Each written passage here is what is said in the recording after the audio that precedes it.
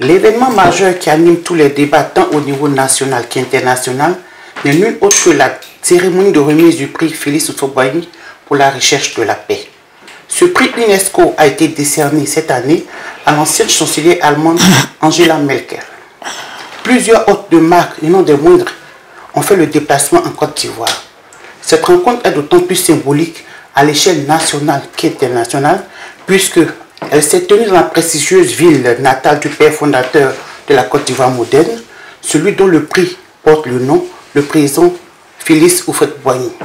Elle a réuni les trois grands de la politique ivoirienne avec la présence de plusieurs chefs d'État. Et surtout la présence très remarquée du protecteur du prix en la personne du président Henri Konan Bédié. Notons que, institué en 1989, le prix Félix Houphouët-Boigny UNESCO pour la recherche de la paix distingue les personnalités, institutions ou organismes privés ou publics ayant contribué de manière significative à la promotion, à la recherche, à la sauvegarde ou au maintien de la paix, dans le respect de la Charte des Nations Unies et de l'acte constitutif de l'UNESCO. Nelson Mandela, Frédéric de Klerk, Jimmy Carter font partie des premières personnalités distinguées. Yamoussoukro a abrité pour la deuxième fois la cérémonie de remise du prix Félix Houphouët-Boigny pour la recherche de la paix. La première fois, c'était le 5 décembre 1995, sous la présence du président Henri Konan Bédié. Elle récompensait les lauréats de 1994. Le président Henri Konan Bédié demeure le protecteur à vie de ce prix. C'est donc dans ce contexte que PDCI TV reçoit, dans le cadre de son émission Décryptage, aujourd'hui 3 personnalités du PDCI RDA. De différentes générations, j'ai envie de dire, toutes ces personnalités étaient présentes à cette cérémonie et elles vont, au risque de me répéter, décrypter le discours fortement apprécié du président Henri Konan Bédié. Mesdames et messieurs, bonjour et bienvenue sur PDCI TV, la chaîne de l'information vraie.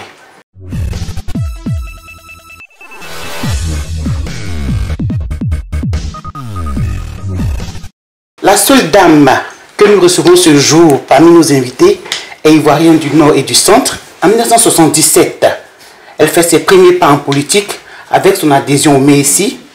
Ayant grandi dans un environnement politique favorable par le biais de son père qui était lui-même député PDCI RDA, militante très engagée du PDCI RDA, elle est très tôt remarquée par le président Félix Houphouët-Boigny, père fondateur de la Côte d'Ivoire moderne.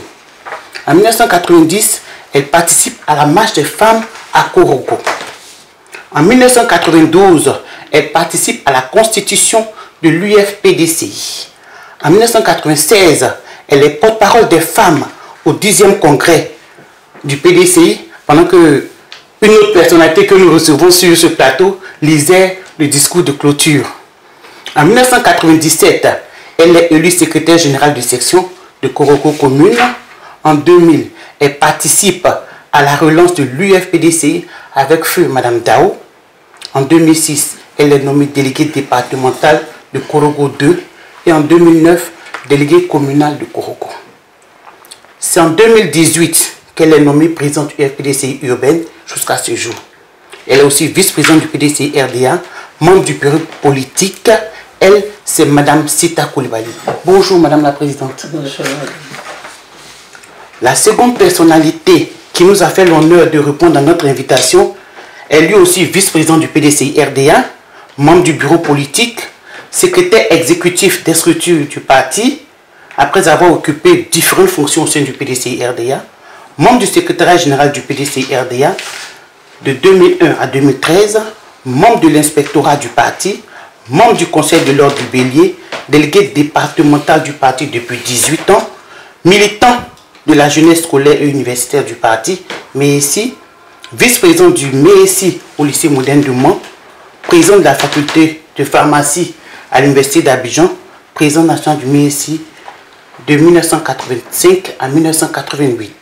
Bonjour monsieur le vice-président Bénard. Bonjour madame. Je disais que vous avez aussi lu le discours de clôture au 10e congrès du PDCI RDA. Exactement. Pendant que Madame Sita était. Donc on m'a dit qu'on est au 10e congrès bis. Ouais, la dernière personnalité que nous recevons est cette jeune, mais il est vigoureux. Il est jeune cadre et lui, il est président. Il fait ses premiers pas dans les délégations communales d'Abobo. Il se fait remarquer par son dynamisme et son militantisme. Économiste de formation, diplômé de la maîtrise en économie de développement à l'Université de Bouaké, il est le président national de la jeunesse urbaine du PDCI-RDA, son parti, depuis juin 2015. Il est aussi membre du bureau politique. Bonjour, Président. Bonjour, madame.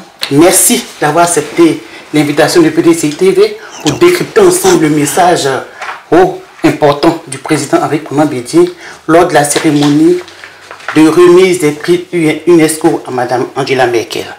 Avant d'entrer dans le vif du sujet, j'ai envie de vous demander votre avis, vos impressions sur certains militants et sympathisants qui s'offusquaient de la présence du président Henri Konan Bédié à cette cérémonie qui honore la mémoire du président Oufouet. Je crois que poser une équation pareille, c'est la méconnaissance même du prix Houphouët-Boigny. Le prix Houphouët-Boigny a été institué en 1989, mais les pourparlers, les discussions pour la mise en place ont commencé en 1986 avec l'élection de M. Federico Mayor en tant que directeur général de l'UNESCO. Cela s'est passé, je peux dire, sous l'égide du président Houphouët, mais surtout avec un artisan qu'il a vécu au quotidien, trait pour trait, grâce à son expérience dans les affaires des arcanes internationales, tel le président Henri Konan Bédié, le président de l'Assemblée nationale. Et c'est pour tout cela que le président Houphouët l'a désigné comme protecteur du prix. Organiser une cérémonie dont vous êtes, je peux dire, le légataire, vous êtes l'héritier légitime, et ne pas y être, je ne sais pas, ceux qui posent la question, est-ce qu'ils connaissent véritablement l'histoire et la nature du prix Houphouët-Boigny? Je crois que la question ne se posait même pas. Et vous avez vu, dans le discours, le président, on va rentrer dedans tout à l'heure, mais il met chaque mot à sa place. Il a eu l'élégance et la courtoisie de remercier le président de la République pour sa présence à ce prix. Ça veut dire que le président Bédié connaît la place, je ne dirais pas du PDCI, mais sa place en tant que protecteur du prix. Et il a remercié et le président de la République et le président Abdou Diouf à travers Macky Sall. Il dit, il nous a aidés à pérenniser le prix. Je crois que le prix, le maître, le propriétaire, le légataire, le continuateur, c'est Henri Konan Bédié. Il ne peut pas ne pas être à la remise de ce prix. C'est ce que je voulais dire. C'est votre avis? Bien, tout à fait, monsieur le vice-président a tout dit. Ce que je voudrais ajouter, c'est que, comme il a dit, on ne peut pas être aussi leader, premier responsable du PDCI-RDA, créé par le président Félix Houphouët-Boigny, et être absent lors d'une cérémonie qui honore la mémoire du président Félix Houphouët-Boigny. Partant, en ajoutant à ce que le vice-président a dit, c'est une raison suffisamment importante pour que le leader du PDCI-RDA soit présent. Mais encore, je vais plus loin pour citer le président Félix Houphouët-Boigny lui-même qui dit qu'il faut éviter la politique de la chaise vide. Et figurez-vous, comme nous allons rentrer dans le discours et dans l'ambiance qu'il y a eu dans la salle, tel que le président Bédié a, pour ne pas dire, a volé la vedette des uns des autres, si le président Bédié était absent, il fallait que le président parte et c'était une obligation, c'était une nécessité que le président soit présent. Merci. Madame la Présidente, vous voulez ajouter quelque chose? Mais je pense que le président Henri Konan Bédié est celui-là même qui fait foi et qui représente aujourd'hui le président Houphouët-Boigny. Puisque nous savons que la genèse a été déjà mise à nu ici tout de suite.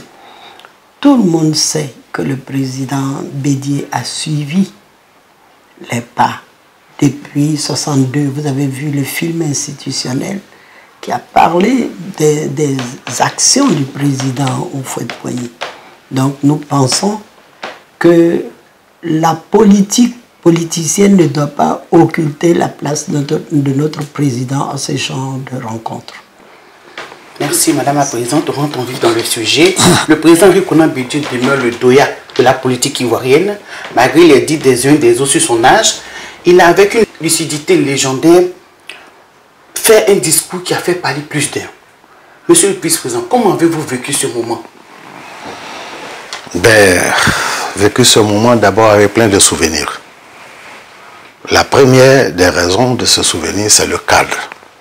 Vous savez, la Fondation Félix Houphouët-Boigny, quand nous étions, comme vous l'avez si bien dit tout à l'heure, étudiants et responsables du mouvement, le MEICI, qui était une section particulière du parti, nous avons eu beaucoup de séances avec le président Houphouët-Boigny dans cette salle.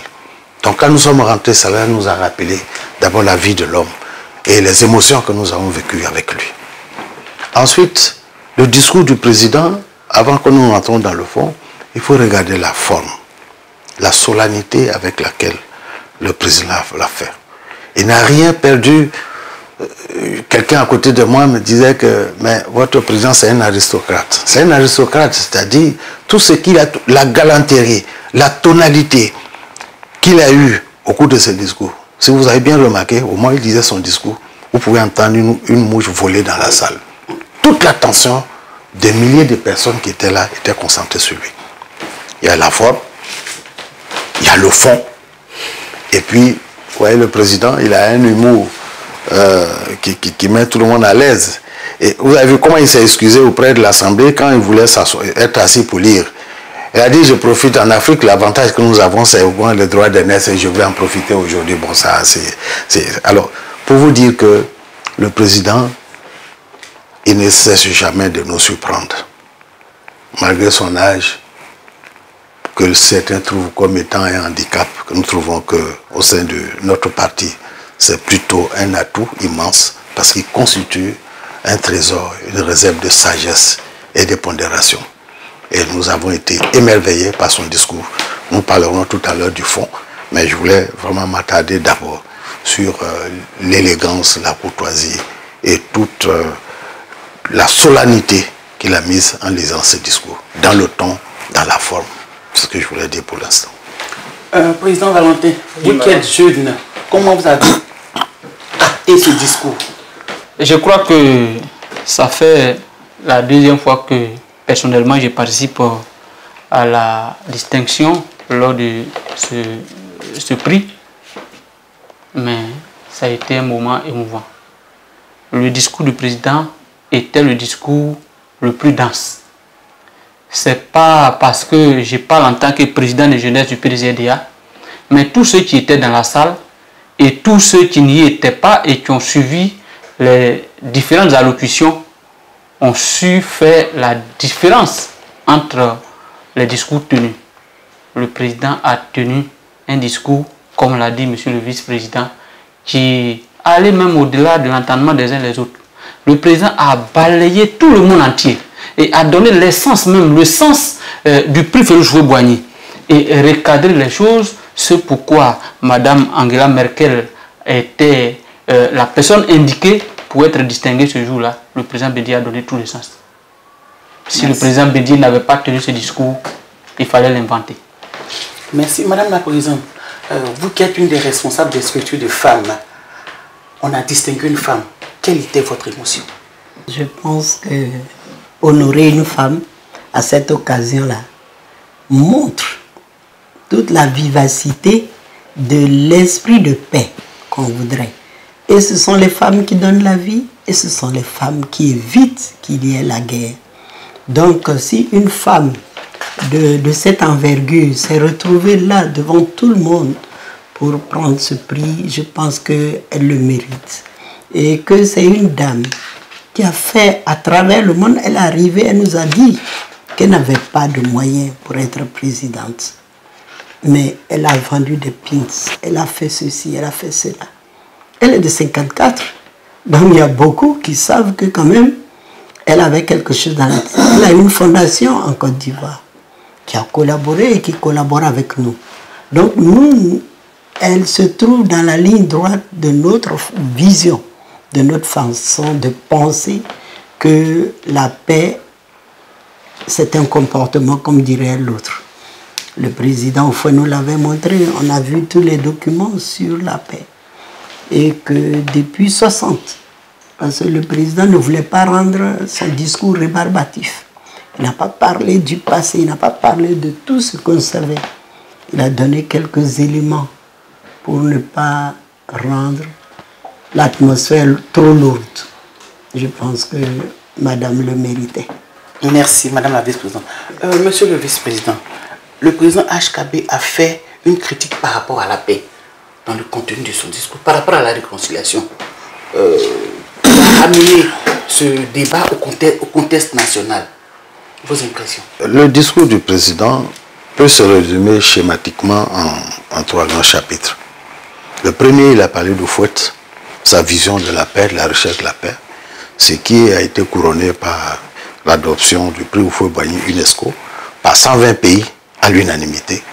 C'était le premier aspect. Le deuxième aspect, il a démontré, comme Madame la Présidente l'a dit tout à l'heure, qu'il suivait très bien et connaît bien toute l'œuvre politique et sociale de Madame la lauréate Angela Merkel. Vous avez vu toutes les citations d'elle-même, des témoignages, tout ce qu'il a dit, son éducation familiale d'abord, qui lui a permis de pouvoir être ce qu'elle est, la décision politique qu'elle a eu à prendre. Tout cela démontrait que vraiment il connaissait la lauréate et il a suivi depuis longtemps. Donc ça, c'était le deuxième volet. Le troisième volet, c'est la vision, la poursuite de la vision mondiale de paix et de recherche de cohésion et d'aide à nos citoyens à sortir de la souffrance. En cela, ça a été le troisième volet. Et en cela, il est dans les pas de Houphouët-Boigny qui disait qu'il ne souhaite pas que la Côte d'Ivoire soit un oasis au milieu d'un désert, que ce n'est pas l'oasis de paix qui va essayer d'émerger surtout, mais c'est le désert qui finira par engloutir l'oasis de paix. Et c'est cette vision qui fait que le président Bédié, en intervenant, ne s'est pas contenté seulement de la Côte d'Ivoire, il a parlé de la vision globale dans le monde entier, en parlant de la guerre russo-ukrainienne, en parlant de la République démocratique du Congo, les djihadistes qui sont aux portes de nos pays et tout cela. Mais comme on le dit, la charité bien ordonnée commence par soi-même. Aujourd'hui, nous commémorons à cette occasion le prix de paix que le président Houphouët a institué. Il a institué parce que la Côte d'Ivoire a vécu cet exemple de paix. C'est pour cela que la Côte d'Ivoire, comme le président Bédié l'a dit, accueillait tous ceux qui étaient en souffrance dans leur pays, par faute de guerre ou de calamité quelconque. Donc c'est pour cela qu'il a eu à dire cela, mais il a dit que si nous voulons que notre discours ait un écho favorable à l'étranger, il faut que notre pays lui-même soit un modèle, un exemple de recherche de paix, de cohésion. Et il a touché du doigt la réalité. N'oublions pas qu'il y était en tant que protecteur, mais il est quand même le leader de l'opposition en Côte d'Ivoire. Le vrai problème aujourd'hui en Côte d'Ivoire, c'est qu'on n'embrasse pas véritablement le problème de la réconciliation comme il le faut, en intégrant. Sans oublier, peut-être ça vous ne le saviez pas, à la veille, l'une des raisons qui faisait que les gens, certains estimaient que le président ne devait pas être à ce prix, c'est que nous avons encore 3 jeunes de Yamoussoukro qui sont en prison suite aux événements de 2020 et dont les parents ont alerté le PDCI pour dire qu'il faudrait qu'on n'oublie pas leurs enfants qui sont encore en train de couper en prison. Donc tout cela, ce sont des réalités vivantes qui sont là aujourd'hui pour dire que si nous voulons célébrer la paix, magnifier notre référent politique qui est Houphouët-Boigny, il faudrait que nous emboîtons les pas et que nous tous qui nous réclamons des fils d'Houphouët, que nous puissions faire en sorte que l'esprit, la vision d'Houphouët soit mise en pratique en Côte d'Ivoire. Et il a bien fait, et je crois que ça a été, je peux le dire, le clou de tout le discours. Parce qu'il ne l'aurait pas fait, que ça aurait été une grande trahison de la part du parti vis-à-vis du peuple ivoirien. Voilà ce que je voulais dire. Merci. Monsieur le Président de la Jeunesse, 3 jeunes sont en prison à Yamoussoukro, de Yamoussoukro sont en prison, alors qu'on vit un événement de paix à Yamoussoukro. Votre analyse? Vous savez, il y a un principe d'égalité, d'équilibre qui gouverne les actions de la justice. Il y a eu une crise en 2020. Nous n'allons pas nous étaler sur les origines de cette crise-là. Mais pour cette crise-là, certaines personnes, certains jeunes ont été arrêtés. Par la suite, on relâche d'autres, et puis il y a encore d'autres en prison. Comment peut-on justifier cela matériellement, juridiquement? C'est compliqué à mon sens à justifier jusqu'à ce jour.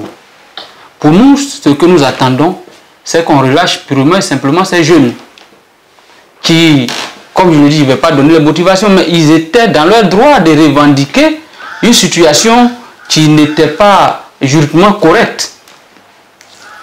On les arrête, on libère d'autres et 3 autres sont encore en prison. À la veille de cette cérémonie, c'est vrai, des voix se sont levées et le président a entendu la voix et il a porté sa casquette d'opposant et il a dit ce qu'il fallait. Je m'interroge pourquoi certains se posent la question de savoir pourquoi le président a eu à tenir ce discours. Mais il est le protecteur du prix, Félix Houphouët-Boigny pour la recherche de la paix.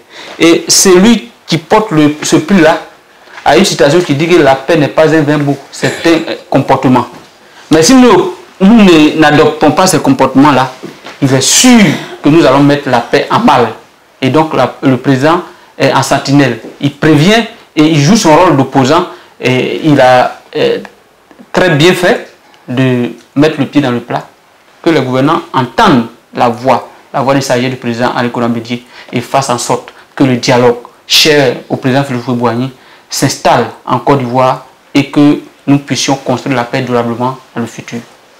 Merci, M. le Président. Madame la Présidente, votre analyse du discours du président. Mon analyse, je pense déjà qu'il a fait une belle prestation. Il a fait une belle prestation. Si nous remarquons depuis 2023, on a l'impression que c'est un autre président que nous avons en face de nous. Il ne faut pas qu'on le cantonne dans le rôle de responsable du PDCI.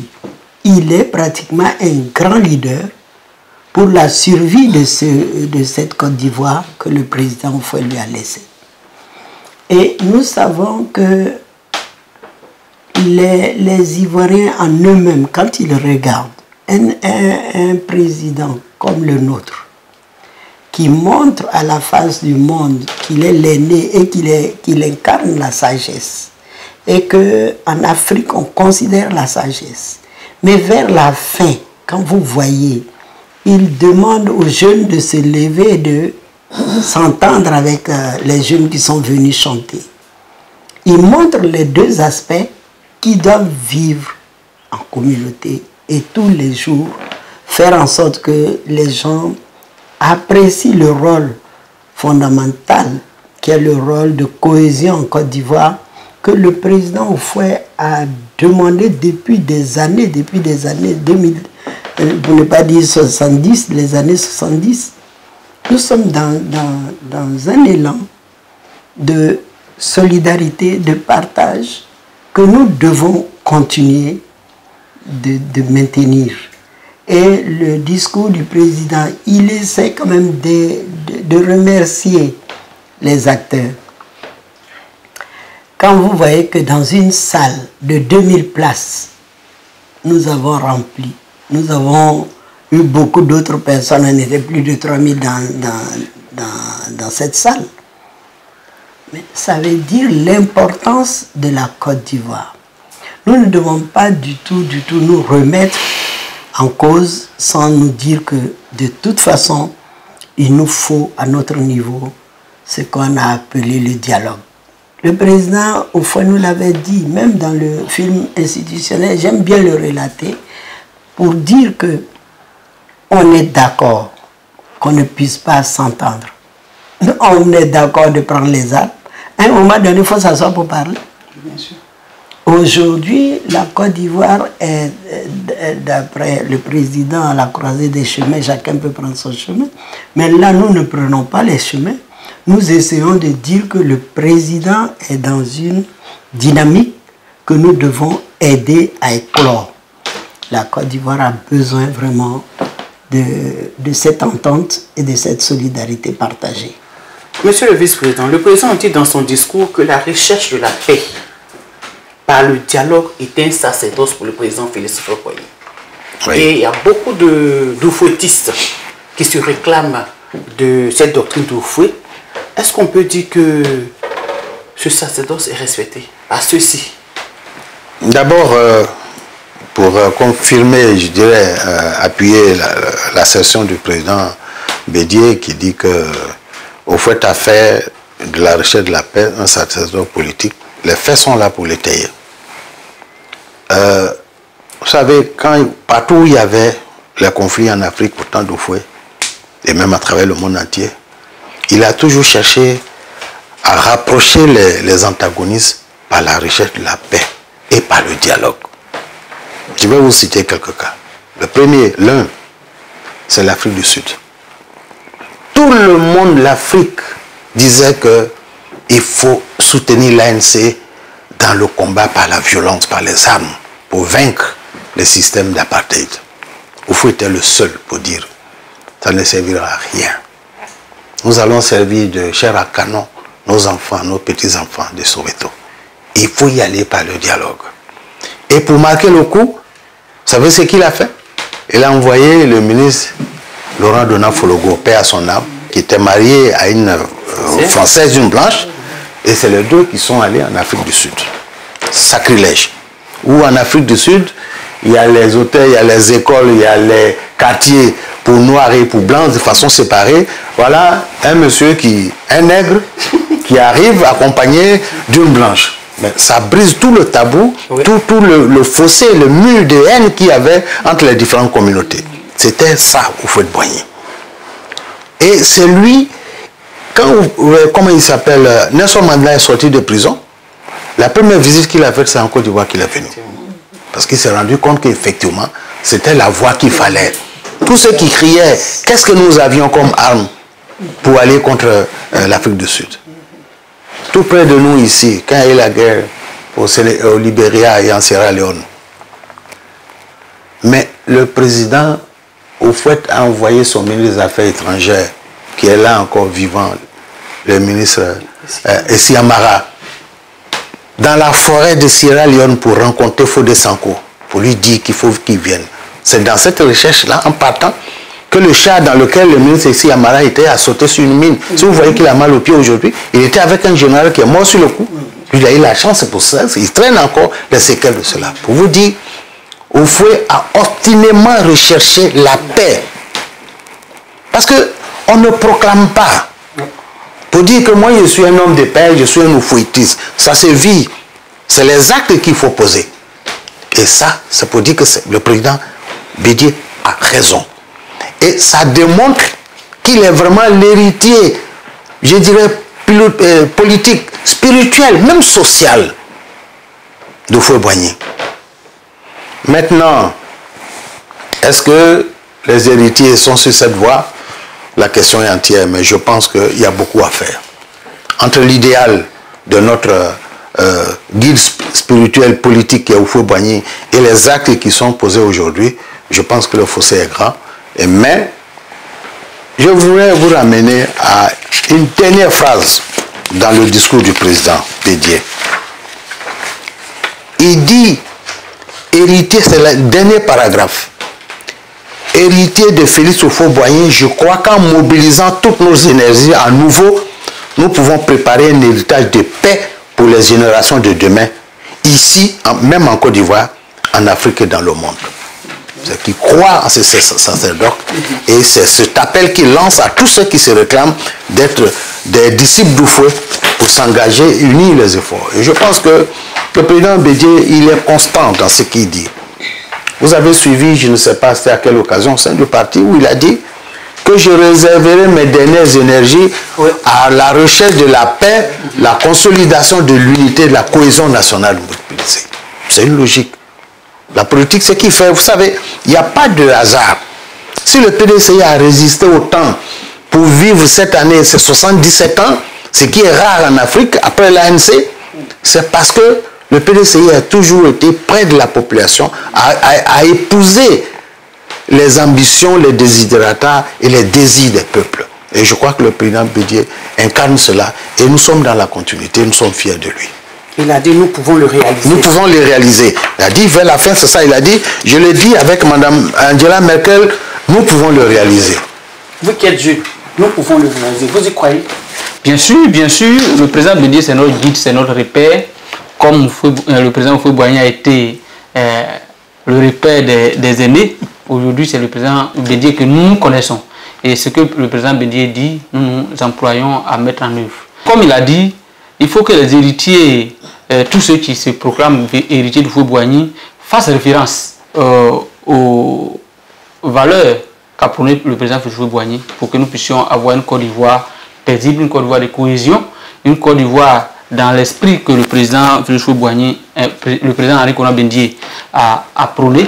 Et donc nous croyons, nous militants du PDCRDA, nous fleurons du PDCRDA, nous croyons en une Côte d'Ivoire paisible, si et seulement si ceux qui tiennent les rênes du pouvoir écoutent la voix de sagesse du président Henri Konan Bédié.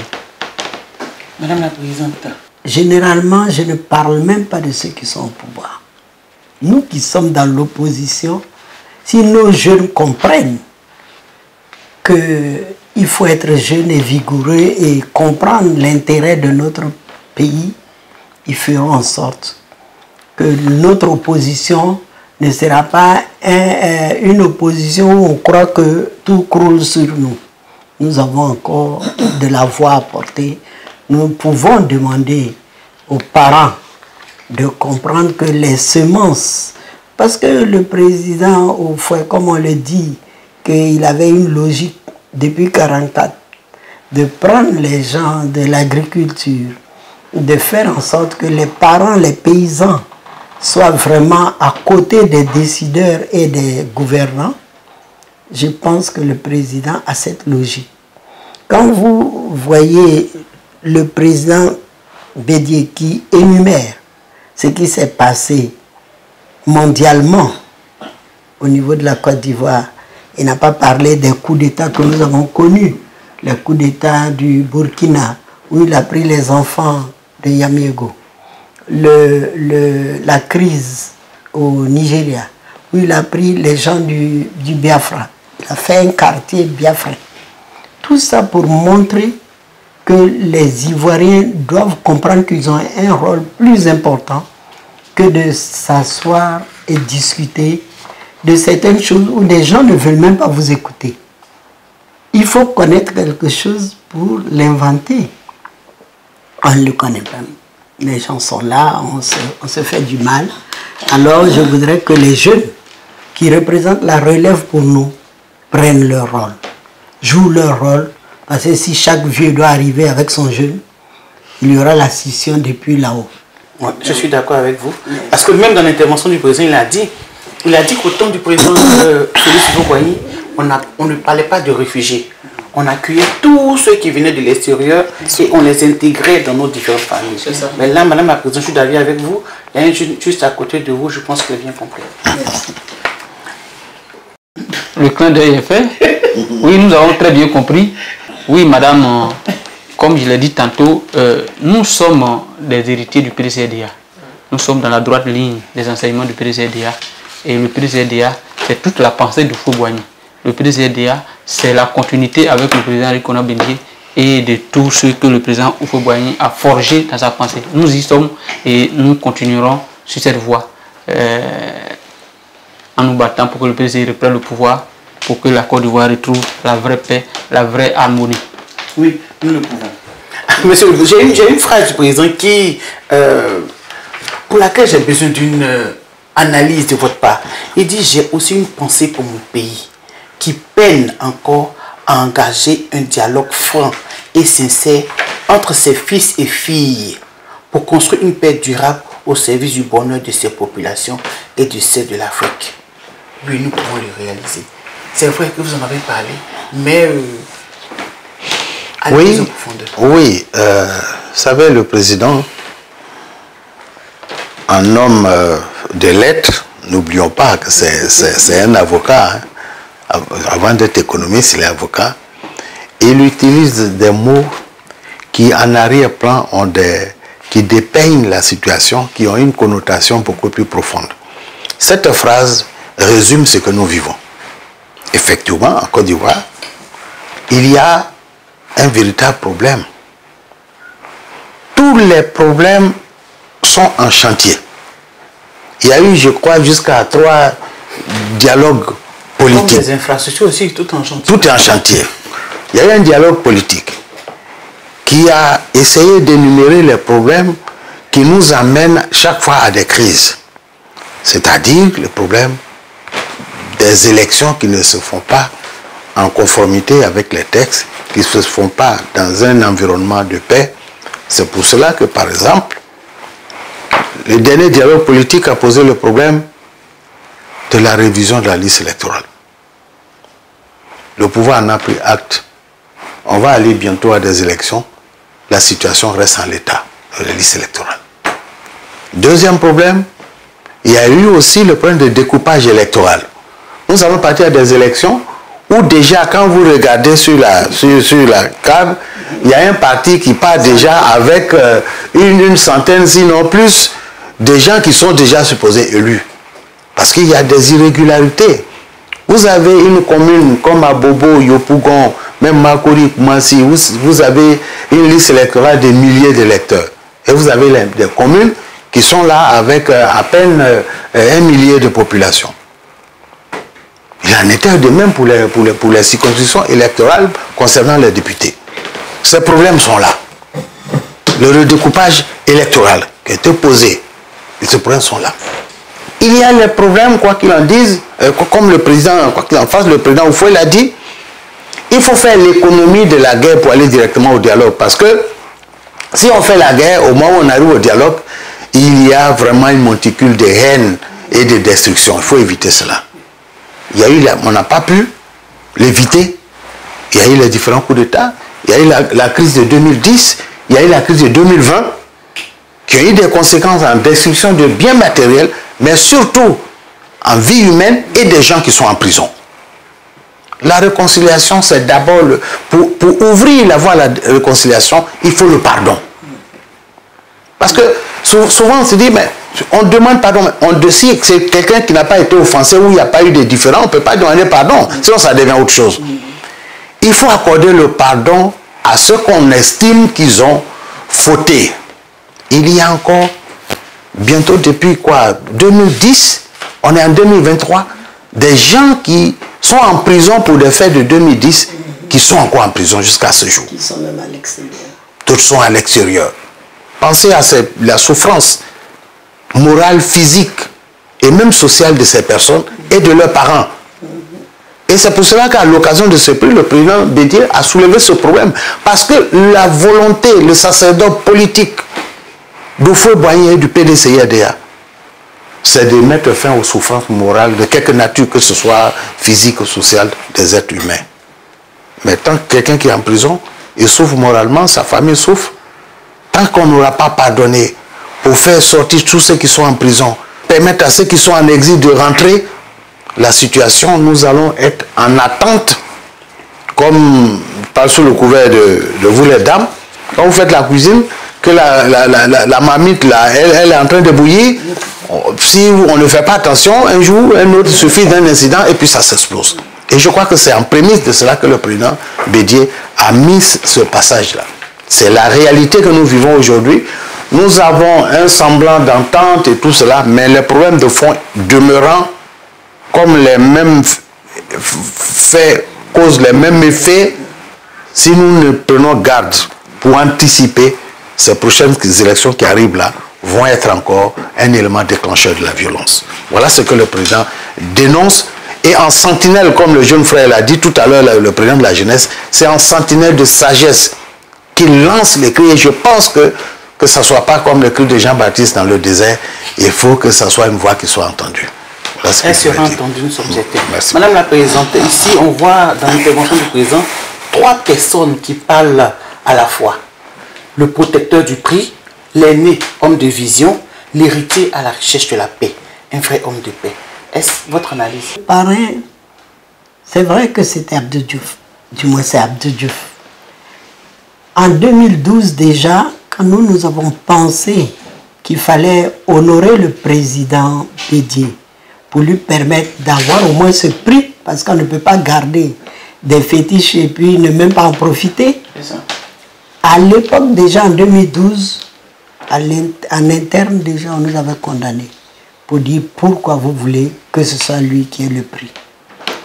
C'est Abdou Diouf, du haut de sa stature et du haut de sa position à l'UNESCO, qui a demandé à des gens de venir en Côte d'Ivoire nous rencontrer, nous, qui avions voulu faire cette organisation-là. Pour dire que c'est un monsieur qui était à la portée de tous par rapport à l'esprit de fouet. Sinon, ce n'était pas parce qu'il avait envie d'envoyer des gens en Côte d'Ivoire. Mais il voulait vraiment rendre ce prix fonctionnel. Et en plus, quand on parle des gens qui sont héritiers et tout ça, on l'a relevé, il faut que ton comportement ne soit pas en dissonance avec ta vision. Donc je pense que la Côte d'Ivoire, nous avons hérité d'un pays qui était en avance. Nous qui avons fait Yamoussoukro, nous connaissons que nous avons fait le ranch du président pour faire le parc animalier d'Abou-Kwamekro. On est parti chercher les animaux jusqu'en Afrique du Sud.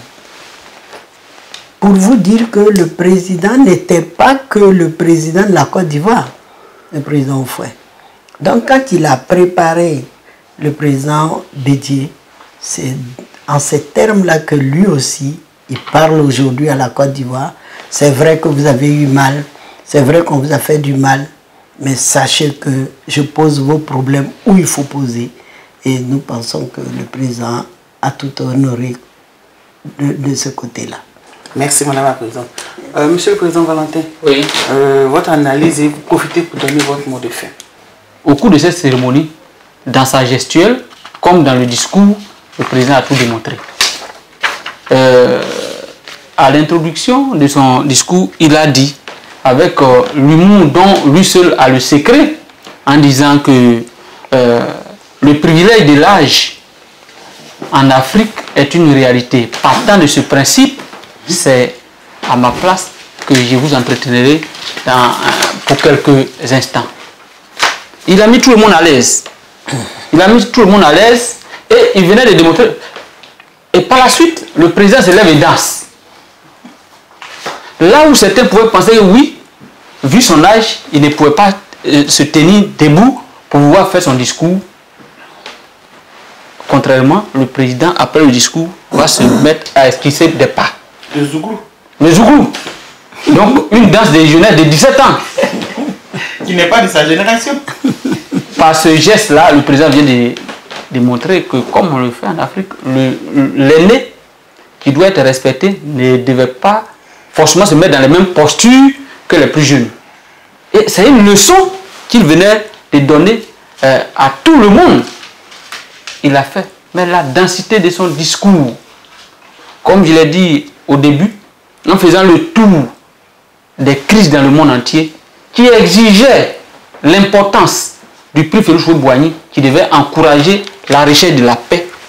Le président Henri Konan Bédié démontrait par là aussi qu'il est le protecteur du prix, il suit l'évolution du monde, il suit l'évolution de la Côte d'Ivoire, et il veut que le monde soit façonné à l'image, dans la vision du président Félix Houphouët-Boigny. Là, il faut être le vrai protecteur qui a été à la base de la construction de ce prix pour pouvoir comprendre la quinquessence de l'institution de ce prix, et le président Henri Konan Bédié l'a fait. Nous appelons tous nos cadres du PDCDA à se mobiliser autour du président Henri Konan Bédié, autour de ses visions. Merci, Président. On ne finira pas de décrypter ce discours comme il a dit si dense.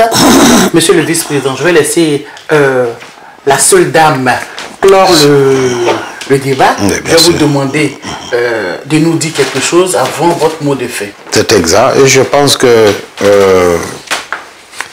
c'est une tentative que nous avons faite. Oui. Parce que le discours du président, comme je l'ai dit, c'est un homme profond.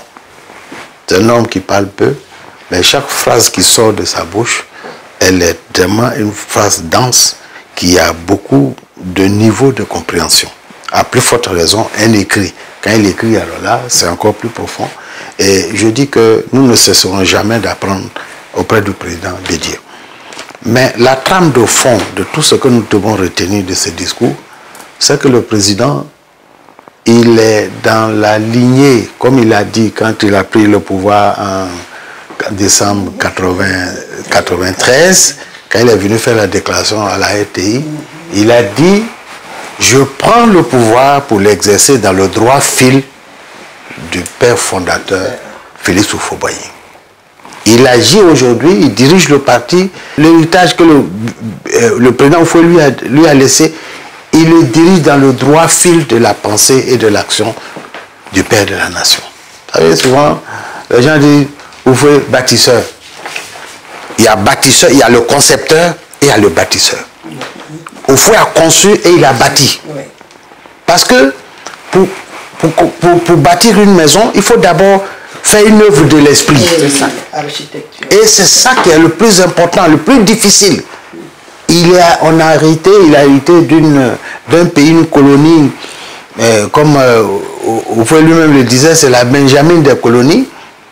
Mais il a pensé, il a réfléchi en usant de sa riche expérience en tant que ministre dans plusieurs gouvernements français pour concevoir le plan de développement de la Côte d'Ivoire. Et il a mis en pratique avec des éléments principaux comme le président Ali Konan Bédié qui était ministre de l'économie et des finances. Et ça, le président Bédié est toujours dans cette logique. Regardez son âge. Regardez sa riche expérience politique. Il a tout eu, il a tout été. Très jeune, à 32 ans, il est rentré au gouvernement. Après avoir été ambassadeur, il a été maire, député maire de Daoukro. Il a été président de l'Assemblée nationale. Il a été président de la République. Mais aujourd'hui, la trame de fond de son discours, c'est son souci pour l'avenir. Qu'est-ce qu'il faut laisser de meilleur pour les générations à venir? Et c'est ça que nous devons retenir. Que nous avons un président qui a vécu, mais qui ne ramène pas tout à sa propre personne, qui pourrait se dire, comme les enfants, bon, écoutez, qu'est-ce que je recherche encore aujourd'hui, mais qui a le souci de la Côte d'Ivoire des générations futures. Et je pense que nous devons l'encourager, devons le féliciter pour vraiment cette vision, cette disposition d'esprit. C'est un sacerdoce vraiment dans le droit fil, au risque de me répéter, de Félix Houphouët-Boigny. C'est vraiment ce que je voulais dire en terminant pour vous dire merci de nous avoir donné l'occasion de tenter, tant bien que mal, de décrypter ce discours. Mais je pense que même si nous avions eu un an, on finira jamais de faire tout le contour. Merci beaucoup pour l'occasion. Merci, monsieur le vice-président. Nous allons terminer par les mots de la dame. Vous savez que ce que Femme de Dieu veut et ce qu'elle va dire sera le clou de ce moment d'échange. Merci pour ce privilège. Nous pouvons dire que la femme étant le socle de l'existence, que les jeunes nous écoutent. On peut connaître, on peut avoir des moyens, mais politiquement aujourd'hui, nous pouvons leur parler. Donc nos décideurs, au niveau même du parti, doivent faire des formations. Nous avons besoin de cette relève. Et le président, tout ce qu'il fait, quand ça arrive à notre niveau, il y a la cassure. Donc il faut que nous continuions le travail sur le terrain, parce que ce n'est pas au président chaque fois qu'il sortira pour dire un mot que les gens doivent prendre ça comme action. C'est nous sur le terrain qui devons faire en sorte que les jeunes se sentent la relève de ce pays et de cette Côte d'Ivoire et surtout de ce parti. Nous ne voulons pas voir ce parti s'anéantir à notre niveau parce que devant l'histoire, nous allons répondre beaucoup. Et le président a compris que la mondialisation était un fait réel. Donc, qu'est-ce que nos jeunes peuvent nous apporter? Parce que nous attendons beaucoup de nos jeunes.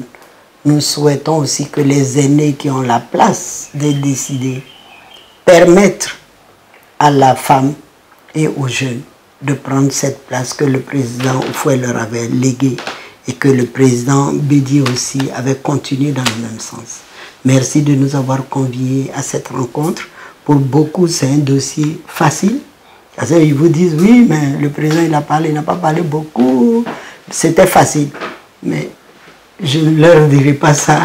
Quand ils viendront devant vous et que vous allez leur poser la question, je pense qu'ils vont reconnaître que nous avions eu raison de débattre ce matin de cette énigme. Merci Madame la Présidente, ne vous inquiétez pas, on aura un plateau où les femmes et les jeunes vont échanger sur l'avenir du PDCI-RDA. Ça, on vous promet ça. Merci. Merci d'avoir répondu à notre invitation, Monsieur le Vice-président. Merci, c'était pas facile de vous avoir, mais nous sommes arrivés. Merci Madame la Présidente. Après le déplacement sur Yamoussoukro, vous avez directement foncé à PDCI TV. Merci. Monsieur le Président de la Jeunesse, merci de votre présence. Quant à vous, chers téléspectateurs, nous avons essayé tant bien que mal de décrypter un tant soit peu le message si profond du président Aimé Henri Konan Bédié. Nous espérons que vous avez pris plaisir à nous écouter, à nous entendre et à nous suivre. Merci de nous avoir suivis et à très bientôt pour un prochain numéro. Bonsoir.